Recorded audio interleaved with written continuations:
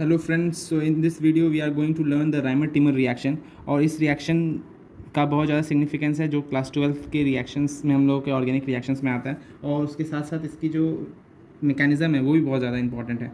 सो हम लोग डिस्कस करते हैं आज राइमर-टिमर रिएक्शन। जो इसकी जो प्रोडक्ट होते हैं that is ortho salicyl aldehyde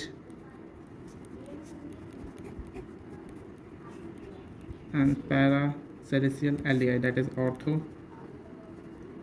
salicyl aldehyde, it is para salicyl aldehyde।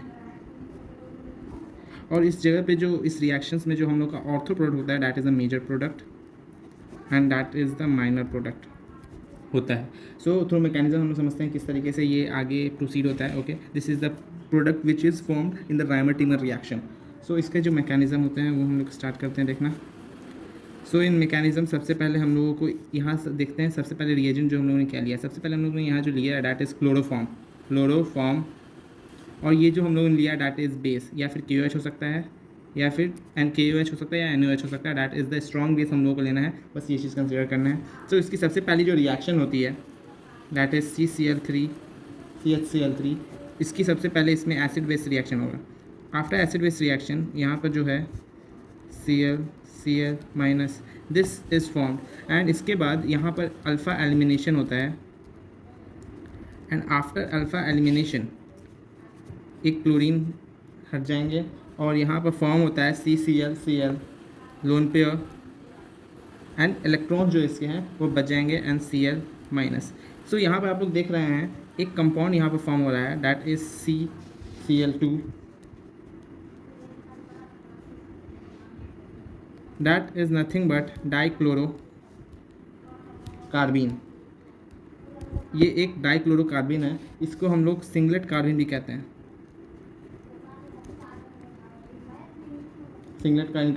और ये दिख रहा है as it all electrons are completely filled, और जितने भी इसके ऑर्बिटल है वो कम्प्लीटली फिल्ड है। So it is diamagnetic in nature, ये डायामैग्नेटिक इन नेचर होता है। सो हम लोगों के थ्रू रिएजेंट्स एंड बेसिस के साथ एसिड बेस रिएक्शन कराते हैं तो हम लोगों को डाइक्लोरोकार्बीन फॉर्म होता है। अब इस डाइक्लोरोकार्बीन का ही आगे प्रोसीजर होने वाला है। सो ये जो फर्स्ट स्टेप था, और सेकेंड स्टेप में हम लोग क्या करेंगे, जो हम लोगों का फिनॉल है उसकी एसिड बेस रिएक्शन करवाने वाले हैं दैट इज़ NaOH है, दैट इज़ बेस। यहाँ इसकी एसिड बेस रिएक्शन अगर हम लोग करवाएंगे तो हम लोगों को जो मिलेगा that is ONA plus and H2O। Okay, इस तरीके से हम लोगों को मिलने वाला है रिएक्शन। अब इसके बाद जो फर्दर प्रोसीड होगा हम लोग ये लेंगे एंड डाइक्लोरोकार्बीन लेंगे, इन दोनों का रिएक्शन प्रोसीड होगा। और in this reaction that is ONA plus CCl2 और इसके जो ऑर्बिटल हैं इसके साथ रिएक्ट होने वाला है। सो दिस स्टेप जो होगा, ये स्टेप जो है इसकी रेट डिटरमाइनिंग स्टेप भी है, because it is the slowest step that was going to determine the rate of the reaction. Okay, so इसके साथ रिएक्ट होगा तो किस तरीके से रिएक्ट होगा, तो इसके साथ रिएक्शन की भी एक प्रोसेस है दैट इज़, देखिए कैसे होता है। यहाँ पर ये है this O minus Na plus, और यहाँ जो है आपका CCl2। सो यहाँ की जो ये बॉन्ड है यहाँ शिफ्ट होने वाली है, ये बॉन्ड जो होगा यहाँ शिफ्ट हो जाएगा, और ये बॉन्ड यहाँ शिफ्ट हो जाएगा, इस पर नेगेटिव चार्ज आएगा और इस पर पॉजिटिव चार्ज आएगा। यहाँ पर दो क्वेश्चन अराइज होता है कि why not oxygen directly going to attack, और उसके बाद ये जो है इस पर पहले इस प्रॉब्लम कर लेते हैं। ये अपना बॉन्ड इस पर शिफ्ट करने वाला है, ये बॉन्ड इस पर शिफ्ट करेगा, यहाँ नेगेटिव चार्ज आ जाएगा, यहाँ पॉजिटिव चार्ज आ जाएगा, और इसकी जो एक्सेस इलेक्ट्रॉन है वो going to shift on this vacant orbital of dichlorocarbene. तो यहाँ फर्स्ट क्वेश्चन ये आता है कि वाई नॉट ऑक्सीजन की जो नेगेटिव चार्ज थी वो going to attack on it. तो इसका सबसे बेसिक आंसर ये है कि ये जो न्यूक्लियोफाइल जो होता है कार्बन जो होता है वो ज़्यादा न्यूक्लियोफाइल होता है अच्छा एज़ कम्पेयर टू ऑक्सीजन। क्यों? Because oxygen are the stable, oxygen minus जो है, ऑक्सीजन पे जो माइनस चार्ज होता है वो स्टेबल होता है। क्यों? बिकॉज ये इलेक्ट्रोनेगेटिव एटम होता है, and negative charge on electronegative atom वो स्टेबल माना जाता है, इसलिए जो ये रिएक्शन जो है फिजिबल होता है। और न्यूक्लियोफाइल जो है कार्बन का जो न्यूक्लियोफाइल होता है वो ज़्यादा मोर स्टेबल होता है, इसलिए यहाँ पर अटैक जो होगा कार्बन के थ्रू होता है। यहाँ पर अगर जब यहाँ अटैक हुआ उसके बाद यहाँ फॉर्म होता है that is this double bond O, this यहाँ HCCl2 माइनस और Na plus is in space. So यहाँ पर दो चीज़ हम लोगों को देखने को मिलता है। फर्स्ट चीज़ ये कि ये जो कार्बन है now it become sp3 hybridise. पहले क्या था, यहाँ पर ये कार्बन क्या था, देखिए कितने सिग्मा बॉन्ड है, 3 sigma, it was sp2 hybridise. यहाँ पर अभी ये कार्बन क्या हो गया, sp3 हाइब्रिडाइज हो गया, फर्स्ट थिंग। और ये जो है अभी दूसरा चीज़ देखने को मिला है, ये नॉन एरो है, एरोमेटिक है। सो इसको नॉन एरोमेटिक से एरोमेटिक में कन्वर्ट करने के लिए इसकी क्या कर देते हैं हम लोग, टॉटोमराइजेशन कर देते हैं, टॉटोमेराइजेशन। आफ्टर टॉटोमराइजेशन देखिए क्या बनेगा यहाँ पर,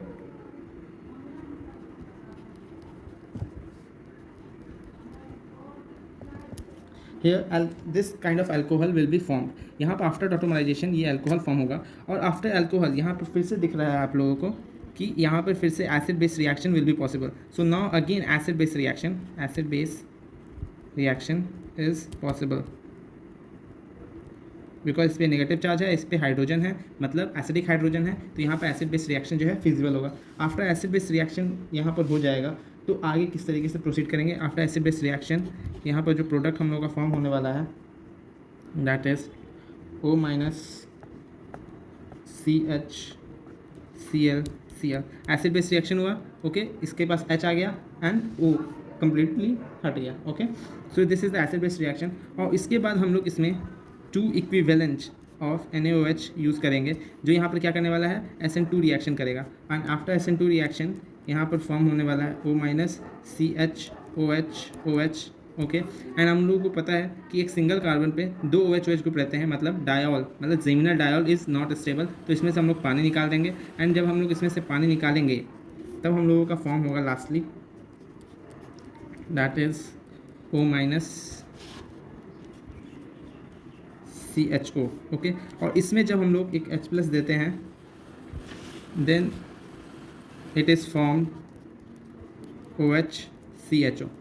So this is the final product that we require, that is orthosilicial aldehyde। So this is the process, this is the mechanism जिसके थ्रू ये जो रिएक्शन है हम लोगों का टेक्सस होता है। क्या हुआ, सबसे पहले हम लोगों ने यहाँ पर डाइक्लोरोकार्बिन बनाया। डाइक्लोरोकार्बिन बनाने के बाद वहाँ पर एसिड बेस रिएक्शन हुई। फिर से हम लोगों का फिनॉल में भी एसिड बेस रिएक्शन होकर के हम लोगों ने क्या कहते हैं बेंजीन वाला बनाया। उसके बाद फिर से हम लोगों ने जो ये प्रोडक्ट्स थे और डाइक्लोरोकार्बिन था उस दोनों का रिएक्शन करवाया। इसमें भी सबसे पहले क्या हुआ, सबसे पहले रिएक्शन यहाँ न्यूक्लियोफाइल की अटैक हुई। न्यूक्लियोफाइल का कैसे अटैक हुआ, और कार्बन का न्यूक्लियोफाइल थ्रू कार्बन हम लोग ने न्यूक्लियोफिलिक अटैक करवाया, नॉट ऑक्सीजन, बिकॉज कार्बन जो होता है मोर ज़्यादा न्यूक्लियोफाइल होता है as compare to oxygen. After यहाँ पर हम लोगों ने रिएक्ट करवा दिया तो दिख रहा है यहाँ पर क्या हुआ, ये हम लोगों का नॉन एरोमेटिक कंपाउंड बना।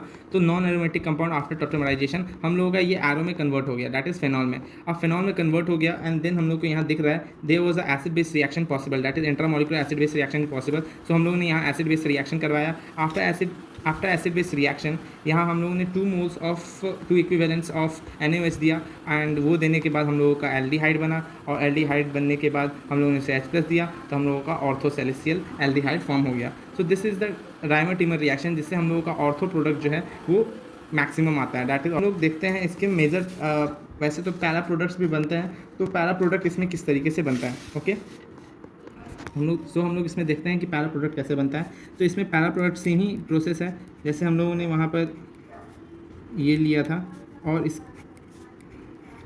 यहाँ पर जो हम लोगों ने CCl2 इस तरीके से लिया था। तो इंस्टेड ऑफ यहाँ ये जो कार्बन ऑर्थो के कार्बन है उसको न्यूक्लियोफाइल बनाने की जगह पे हम लोग पैरा के जो कार्बन है उसको न्यूक्लियोफाइल बनाएंगे। किस तरीके से, ये बॉन्ड यहाँ शिफ्टिंग होगी और ये बॉन्ड फिर से यहाँ शिफ्ट हो जाएगा और ये बॉन्ड जो है यहाँ शिफ्ट हो जाएगा। तो आप लोग कहेंगे कि हाउ यू कैन डिसाइड कि ऑर्थो पोजीशन जो है मेजर प्रोडक्ट है।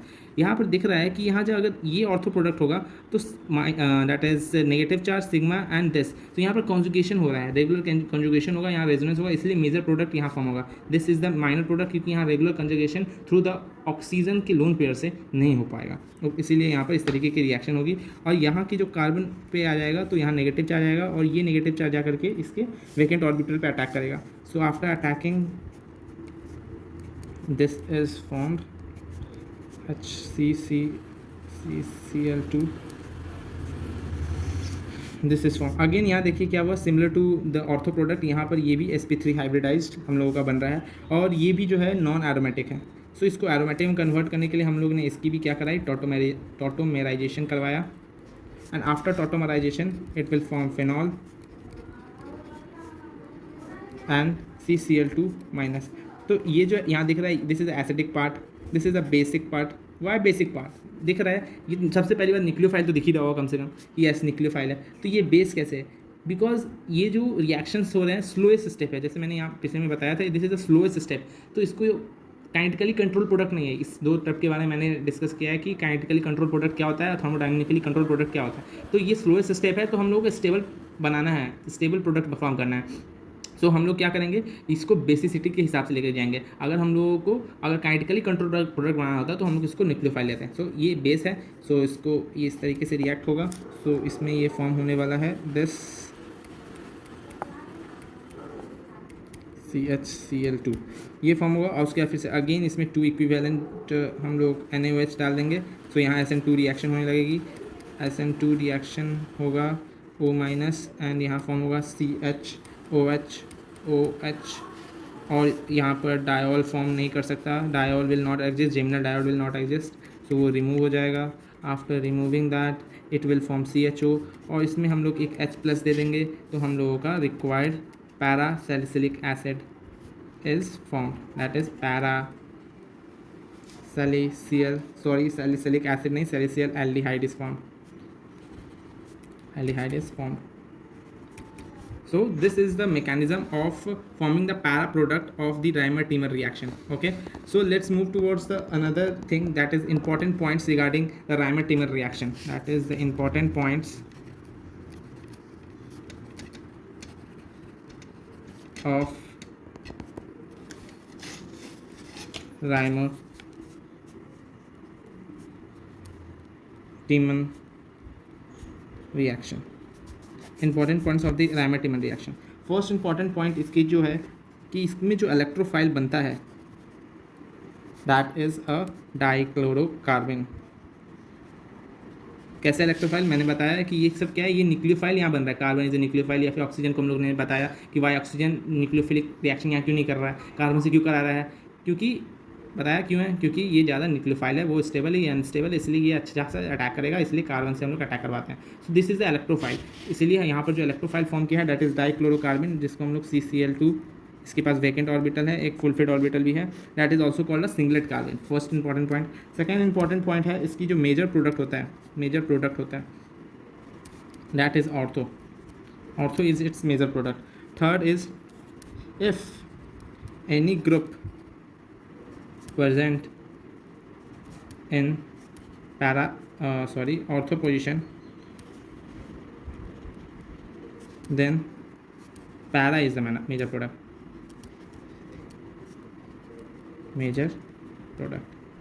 So this is all about the Reimer-Tiemann reaction. I hope you like this video and you get all the information regarding the Reimer-Tiemann reaction.